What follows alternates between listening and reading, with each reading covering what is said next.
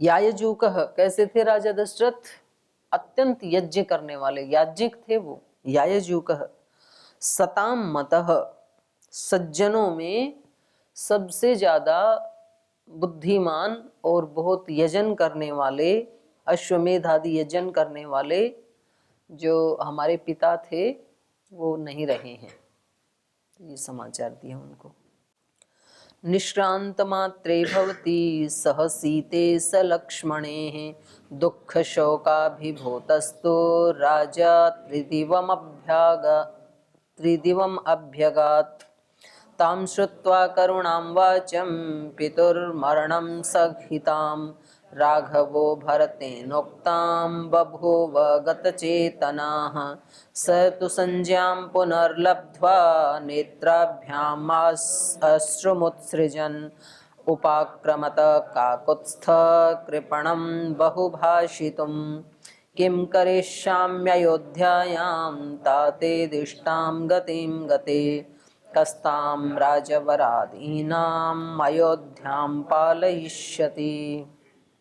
निष्क्रांत मात्रे भवति सह सीते स लक्ष्मणे, कहने सीता सहित और लक्ष्मण सहित भवती निष्क्रांत मात्रे, आपके वहां से निकल जाने पर, जैसे ही आप सीता और लक्ष्मण सहित अयोध्या से निकले, दुख शोक अभिभूतः तो राजा, तो राजा दुख से और शोक से अभिभूत हो गए। तो देखो दो स्थिति हैं, दुख और शोक सबके जीवन में आते हैं। या तो आत्मा दुख और शोक को अभिभूत कर दे, या तो दुख और शोक इस मनुष्य को अभिभूत कर दे। दोनों में से एक को तो अभिभूत होना है, एक को विजयी होना है। तो यदि आत्मा बलवान है तो वो दुख और शोक को अभिभूत कर देगी, पराजित कर देगी, तो वो चला जाएगा पराजित होके। पराजित होने वाला तो चला ही जाता है मैदान छोड़ के। और या फिर दुख और शोक यदि बलवान है तो वो आत्मा को अभिभूत कर देंगे, तो फिर आत्मा वहां से गायब हो जाएगी, पराजित हो जाएगी। तो यहाँ पर दुख और शोक बलवान थे महाराजा दशरथ के सामने, तो इसलिए कहा दुख शोकाभिभूतस्तु राजा। तो हमें ऐसे बताया जाता है ना कि भाई आपको जब भी कोई प्रतिकूलता आए तो आपको क्या सोचना चाहिए, मैं ज्यादा बलवान हूं इनसे। प्रार्थना आप गाते हो ना, ये मत कहो खुदा से मेरी मुश्किलें बड़ी हैं, ये मुश्किलों से कह दो मेरा खुदा बड़ा है, मेरा गुरु बड़ा है, मेरा धर्म बड़ा है, मेरा सत्य बड़ा है, मेरा पुरुषार्थ बड़ा है, मेरा धैर्य बड़ा है। ऐसे बताना चाहिए व्यक्ति को उस समय में, ये चीजें काम आती हैं। वे आप आ गए हो लेकिन फिर भी आप बड़े नहीं हो, बड़ा तो मैं ही हूँ इसको झेलने वाला, तो फिर उनकी ताकत कम हो जाती है। और जैसे ही हम ये बोलते हैं भाई अब ये दुख तो बिल्कुल नहीं सहा जाएगा, सब कुछ सह सकता हूँ, ये नहीं सह सकता हूँ, तो समझ लो आपने घुटने टिका दिए, तो वो विजयी हो गया। आपने ही विजयी कर दिया घुटने टिका के खुद ही। और नहीं तो कितना भी ज्यादा दुख सताए, कैसी भी प्रतिकूल परिस्थिति आई और आप बोलो कि नहीं मैं पराजित होने वाला नहीं हूं, आप मेरे को सता तो सकते हैं लेकिन आप मेरे को हरा नहीं सकते, पराजित नहीं कर सकते। तो यहाँ महाराजा दशरथ जी ने घुटने टिका दिए कि मैं पुत्र वियोग का दुख नहीं सह सकता हूं, सीता और लक्ष्मण का बिछोह नहीं सह सकता हूं। तो फिर इन्होंने उनको हरा दिया। तो ये बता रहे हैं कि सीता सहित और लक्ष्मण सहित निष्क्रांत मात्रे भवति, आपके निकलते ही दुख शोक अभिभूतस्तु राजा त्रिदिवम अभ्यगात, वो स्वर्ग को चले गई। त्रिदिवम कहते हैं स्वर्ग को, स्वर्गवासी हो गई। स्वर्ग का मतलब होता है जहां सुख विशेष मिलता है। अब सुख विशेष किसी को इस पृथ्वीलोक में भी मिल सकता है या अन्य भी बहुत सारे लोक लोकांतर हैं। भगवान की इतनी बड़ी सृष्टि है तो उसमें केवल पृथ्वी ही एक लोक है ऐसा तो है नहीं। ये जितने भी हमें आकाश में तारे सितारे से चमकते हुए दिखाई दे रहे हैं ये लोक लोकांतर ही तो हैं। तो उनमें हो सकता है कि कोई हमारी पृथ्वी से भी अच्छा हो, जैसे आप ऊपर चंद्रमा तक भी जैसे जाते हैं या थोड़ा और ऊंचाई रॉकेट आदि में जाते हैं, तो पृथ्वी भी ऐसे ही एक तारा से जैसे ही दिखाई देता है ऊपर जाने पे। ये भी आकाश में ही है। तो तब लगेगा कि ये पृथ्वी क्या है, ये तो आकाश में एक तारा चमक रहा है। और ये तारे जो हमें दिख रहे हैं, ये तो केवल पृथ्वी मंडल के ऊपर ऊपर जितना आकाश है उतने ही दिख रहे हैं ना।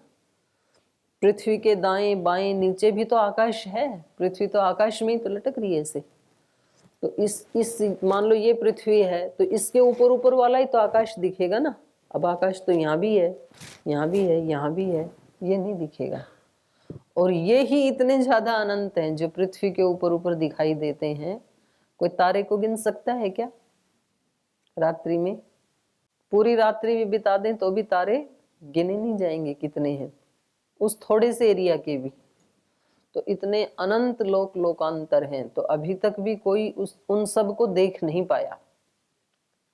और जिस किसी मुक्त आत्मा ने देखे होंगे तो वो आके बता नहीं पाया हमें कि इतना था, ऐसा है। तो ये इसको त्रिदिव जो कहा स्वर्ग को, तो मैं ये कह रही थी कि भाई वो सुख विशेष को स्वर्ग कहा जाता है। तो वो सुख विशेष किसी को इस पृथ्वी लोक में भी मिल सकता है, तो कहेंगे भाई ये तो जीते जी स्वर्ग में ही है। और या अन्य कोई लोकांतर में जहां पृथ्वी से भी ज्यादा बड़े सुख उपलब्ध हों, तो ये भी हो सकता है, तो उसको स्वर्ग कहेंगे। और पृथ्वी के ऊपर भी भिन्न भिन्न स्थान जो हैं, अब ध्रुवों के ऊपर कोई पैदा हो गया तो उसके लिए तो बहुत कठिन है जीवन जीना। प्रांतों में ही कुछ प्रांत इतने समृद्ध हैं कि वहां के लोगों को ज्यादा कष्ट नहीं होता है, कम से कम आधि दैविक आधि भौतिक। आध्यात्मिक तो उसका खुद का दुख है, वो कहीं भी लेगा ज्यादा या कम। लेकिन कुछ प्रांत ऐसे हैं कि जिनमें भूखमरी है, बहुत गरीबी है, तो एक धरती के ऊपर भी अंतर दिखाई देता है, तो वहां पर भी परेशान होते हैं। और कुछ लोग ऐसे गरीब प्रांतों में पैदा होकर के भी सुख विशेष में जीते हैं। तो स्वर्ग का मतलब है यहाँ पर, त्रिदिव्य का मतलब है सुख विशेष। तो क्योंकि महाराजा दशरथ ने पूरी जिंदगी क्या किया, यज्ञ याग आदि का जीवन जिया है, पवित्र जीवन जिया है, इसलिए उनको कोई दुख वाले स्थान में तो जाएंगे नहीं, जाएंगे तो सुख वाले में। तो इसलिए यहाँ पर कहा कि पिता हमारे स्वर्ग सिधार गए हैं, त्रिदिवम अभ्यगात।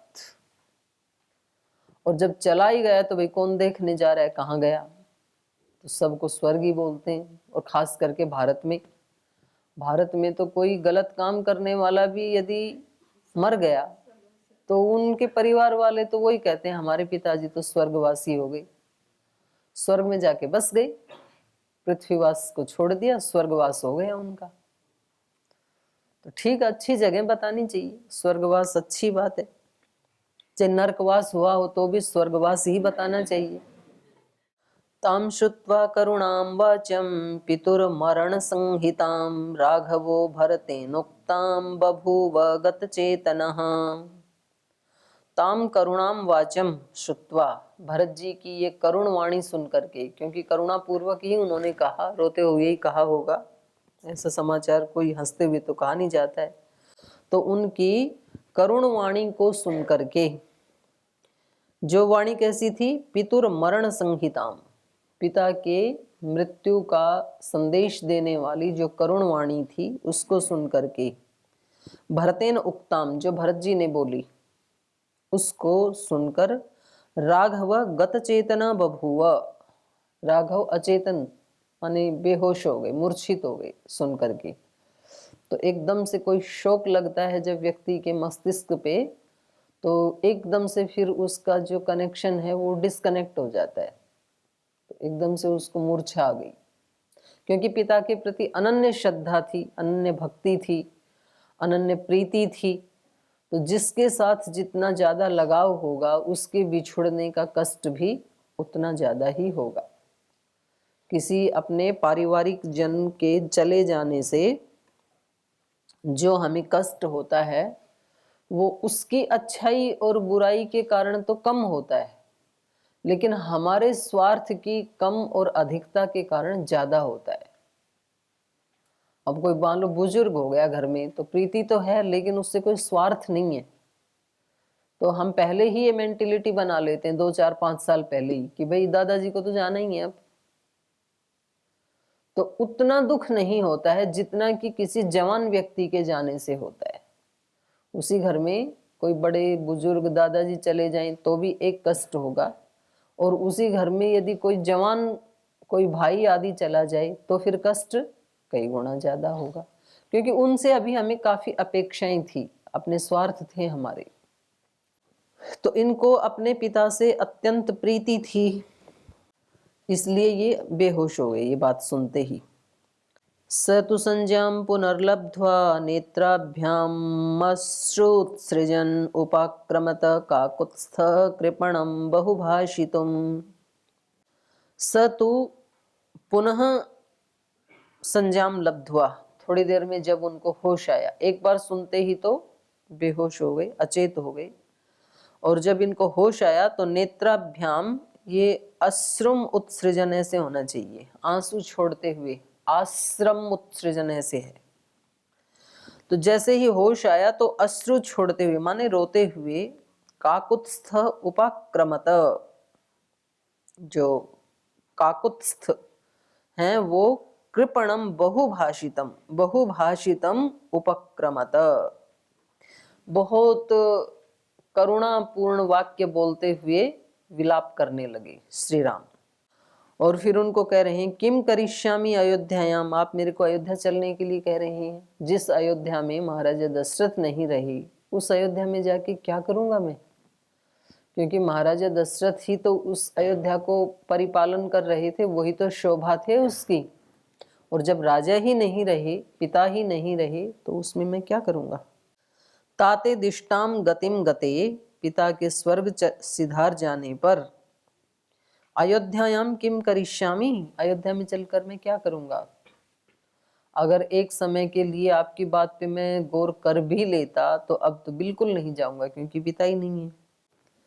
कस्ताम राजवराधीनाम अयोध्याम पालयिष्यति, कह रहे ताम अयोध्याम, उस अयोध्या को, कह पालयिष्यति, अब कौन पालेगा, जो कैसी थी, जो कैसी हो गई है, राजवराध हीनाम, श्रेष्ठ राजा से हीन हो गई है अब वो। राजवर मतलब श्रेष्ठ राजा, राजवराध हीनाम, राज श्रेष्ठ राजा से हीन जो हो गई, ऐसी अयोध्या को कह पालयिष्यति, अब कौन पालन करेगा, क्योंकि ऐसा श्रेष्ठ राजा तो अब कोई है ही नहीं हमारे बीच में, और इतनी समृद्ध नगरी है, तो कौन अब इसका पालन करेगा। लेकिन भगवान की भी ऐसी कुछ व्यवस्था है कि कितना भी महान से महान व्यक्ति इस धरती से चला जाए तो भी धरती चलती ही रहती है। तो देखो महाराजा दशरथ चले गए तो भी चलता ही रहा। फिर श्री राम के बारे में भी ऐसे सोचा होगा लोगों ने कि श्री राम यदि चले जाएंगे तो इनके जैसा तो दूसरा हो नहीं सकता, तो कैसे चलेगा, तो भी चल रही है। हनुमान जी के बारे में भी ऐसे सोचा होगा, लक्ष्मण जी के बारे में, भगवान कृष्ण के बारे में, अर्जुन भीम आदि के बारे में, फिर अपने जो आध्यात्मिक पुरुष हैं उनके बारे में। तो व्यक्ति तो ऐसे सोचता है भाई इनके चले जाने से चलेगा कैसे। लेकिन ये हमें समझ में आता है कि ये किसी व्यक्ति के कारण नहीं चल रही है सृष्टि, बल्कि भगवान ही इसको चला रहे हैं। तो वो अपनी ही व्यवस्था से इसको चलाते भी रहते हैं। तो कभी तो ऐसे होता है कि ठीक है, कभी उससे भी अच्छा व्यक्ति आ जाता है, और कभी तो ऐसे होता है कि भाई जब श्रेष्ठ व्यक्ति था तब तो आपने लाभ उठाया नहीं, तो अब तो सामान्य व्यक्ति ही इसको चलाएगा। तो जैसा जिसका कर्माशय था उसको वैसे वैसे व्यक्ति के साथ जीने को मिलता है, तो उसके प्रति भी जागरूक होना चाहिए। जैसे श्रद्धे स्वामी जी या पूज्य आचार्य जी हैं देखे जैसे, तो हमें ये लगता है कि भाई यदि वो नहीं है तो कैसे चलेगा, लेकिन शरीर का तो धर्म है, तो वो तो जाएंगे एक दिन। लेकिन हमारा ये सौभाग्य है कि हम उनके साथ जी रहे हैं, तो इसका एहसास हमें होना चाहिए। क्योंकि इसके बाद जो आएंगे तो ठीक है, चीजें तो चलती रहेंगी, लेकिन उनको ये वाला सौभाग्य नहीं मिलेगा कि वो अपने इन स्थूल आंखों से उस व्यक्ति को देख पा रहे हैं, अपने इन स्थूल कानों से उनके स्थूल वाणी को सुन पा रहे हैं, स्थूल हाथों से या स्थूल मस्तिष्क से चरण स्पर्श कर पा रहे हैं, ये सौभाग्य आने वालों को नहीं मिल सकता है। और जिनको मिल रहा है उनको एहसास नहीं होता है कि कुछ तो स्पेशल है हमारे साथ। और जिनको ये एहसास हो जाए तो फिर वो खुद भी स्पेशल ही बन जाते हैं। ये एवं वेद स एवं भवति, जो ऐसा जान लेता है वो वैसा बन जाता है। तो अभी हमें ये लग रहा है कि काश श्री राम ऐसे स्थूल शरीर में हमारे सामने होते, काश कि सीता माता को हम देख पाते। तो अब जो है उनको तो देख लो, तो हो सकता है उस समय भी देखा होगा, और उस समय देख करके भी ऐसे ही हम भोंदू के भोंदू रहे, तो अभी भी देख करके वैसे ही वैसे हैं। तो इसलिए महापुरुष कहते हैं भाई रोज जो नया सूर्य आ रहा है ना, उसको देख करके उसके अकॉर्डिंग जीवन जियो, सूरज की तरह से। तो महापुरुषों ने बताया संसार में ना दो तरह का जीवन ही श्रेष्ठ होता है, या तो सूरज बन के जियो और या तो बालक बन के जियो। वे दो निष्कलंक होते हैं, निष्पाप होते हैं। सूरज को तो कोई पाप छू नहीं सकता है क्योंकि वो इतना ऊंचा है। कोई उसकी तरफ कंकर फेंके, रोड़ा, ईंट, पत्थर, धूली मुट्ठी भर के फेंके, उसके प्रकाश को बुझाना चाहे, डंडे से पीटना चाहे, कुछ भी करना चाहे, सूरज तक वो नहीं पहुंचेगा, वो वापस हमारे पास ही आएगा। सूरज मुस्कुरा रहा होता है, बोले ठीक है तू जो भी कर रहा है कर, लेकिन मैं तेरे को फिर भी प्रकाश दूंगा। तो या तो व्यक्ति का जीवन ऐसा बन जाए, उसकी चेतना इतनी ऊंची उठ जाए कि ये रोड़ा पत्थर मारने वाले सब नीचे नीचे रह जाएं और वो फिर भी अपना प्रकाश दे रहा हो, जीवन दे रहा हो उस व्यक्ति को, महर्षि दयानंद की तरह से। ये जितने भी अपने महापुरुष हैं उनका जीवन ऐसा ही था, सूरज की तरह से। या श्रद्धेय स्वामी जी महाराज का जीवन है, कोई भी विरोध करे, गाली निकाले, सोशल मीडिया पे इधर उधर डाले, वे हम फिर भी हम आपका भलाई करेंगे, हम आपको योग भी सिखाएंगे, आयुर्वेद का भी काम करेंगे, हम अपना कार्य करेंगे। तो या तो व्यक्ति सूरज बन करके जिए, शृण्वन्तु विश्वे अमृतस्य पुत्रा आये धामानि दिव्यानि तस्थु। तो वहां पर वेद भगवान कहते हैं कि विश्वे अमृतस्य पुत्रा शृण्वन्तु, आप सभी क्या हैं, अमृत पुत्र हैं, ऐसा आप सुन लीजिए मेरे से ही।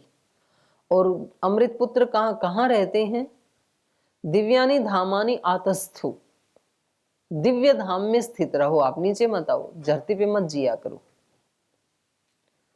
तो वहां पर दिव्य धाम का मतलब है दिव्य चेतना में जीना, स्वर्ग लोक में जीना। तो ऐसे जैसे महापुरुष जीते हैं इस धरती पे रहते हुए भी, वो कहाँ जीते हैं, वो स्वर्ग में ही जीते हैं। आतस्थु दिव्यानि धामानि। और जो हम ईश्वर स्तुति प्रार्थना उपासना करते हैं उसमें भी जो 7वां मंत्र है, स नो बंधु, वो ईश्वर हमारा बंधु है, जनिता, उसने ही हमें पैदा किया है। स नो बंधुर जनिता, स विधाता, पैदा करके छोड़ नहीं दिया, विशेष रूप से धारण भी कर रहा है, अभी भी धारण किया हुआ है उसने हमारे को। तो कितना बल मिलता है। स नो बंधुर जनिता स विधाता धामानि वेद भुवनानि विश्वा, विश्वानि भुवनानि धामानि वेद। हम जहां कहीं भी रह रहे हैं वो उन सब धामों को, सब विश्व के भुवनों को, सबको जानता है। 14 भुवन है ना, वो सबको जानता है। आये धामानि विश्वानि स नो बंधुर्जनिता स विधाता धामानि वेद विश्वानि भुवनानि विश्वा यत्र देवा अमृतम आनशानाः, उन लोकों में, यत्र जहां पर, देवाः अमृतम आनशानाः, अमृत को खाते हुए, अमृत को चखते हुए रहते हैं जिन दिव्य लोकों में। यत्र देवा अमृतम मानशानाः, आगे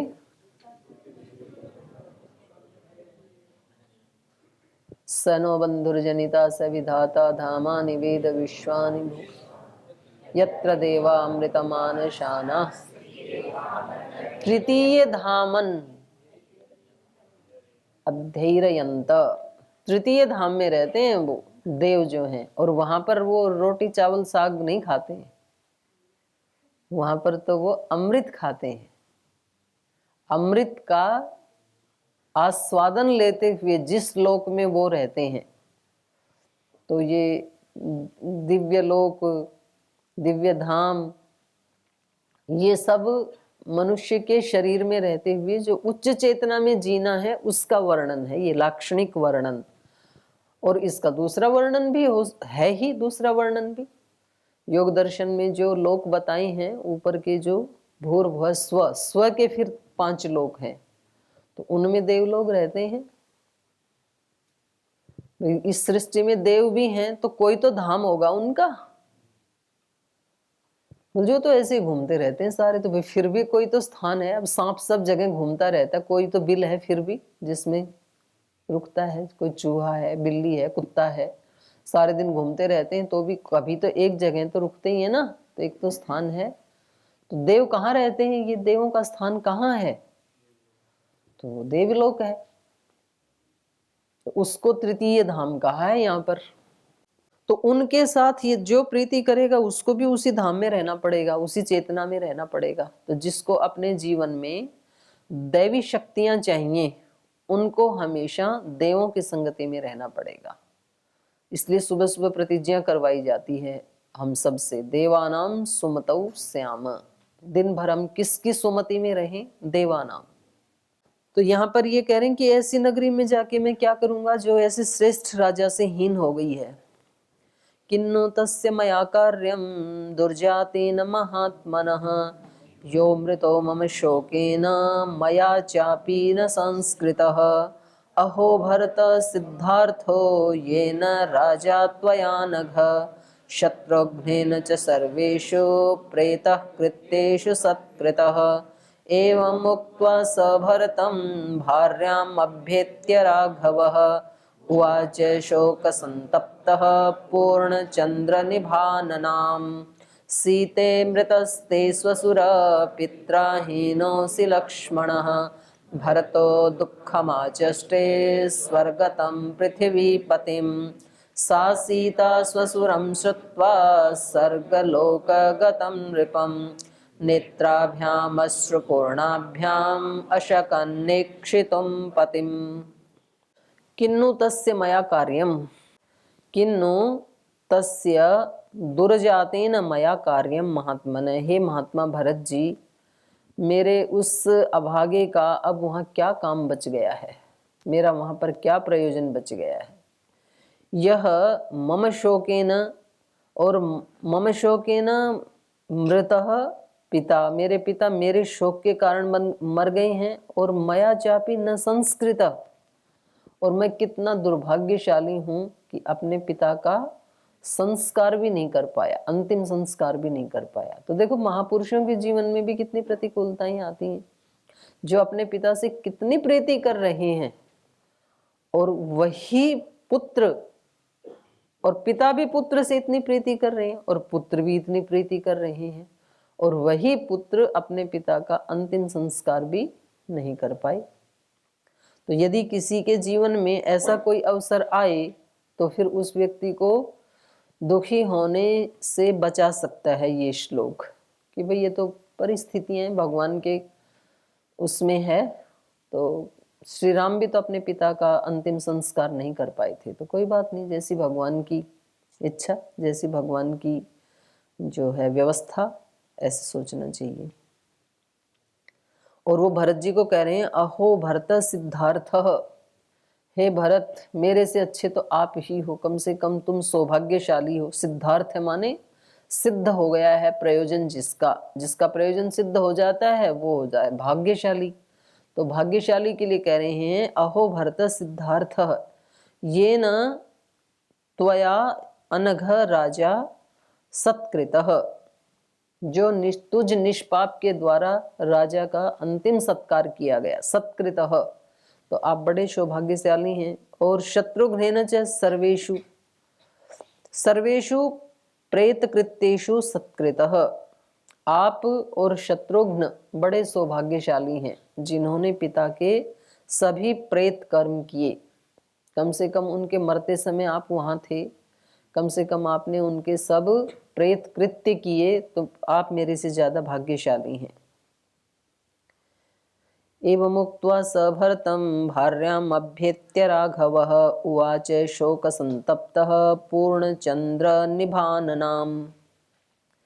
और इस प्रकार से भरत को बोल करके उन्होंने, वहीं पर सीता माता भी वहीं हैं, तो उनकी तरफ देख करके राघव ने कहा, शोक से संतप्त होकर के, शोक संतप्त सीता जी हैं और पूर्ण चंद्र निभ आननाम, शोक से संतप्त श्री राम है। श्री राम ने शोक से संतप्त पूर्ण चंद्रमा के समान मुख है जिनका, ऐसे सुंदर मुख वाली सीता को उन्होंने ये समाचार दिया। तो समय हो गया, इस 2 श्लोक बचे हैं, इनको फिर कल पूरा करेंगे। आज यही विराम लें।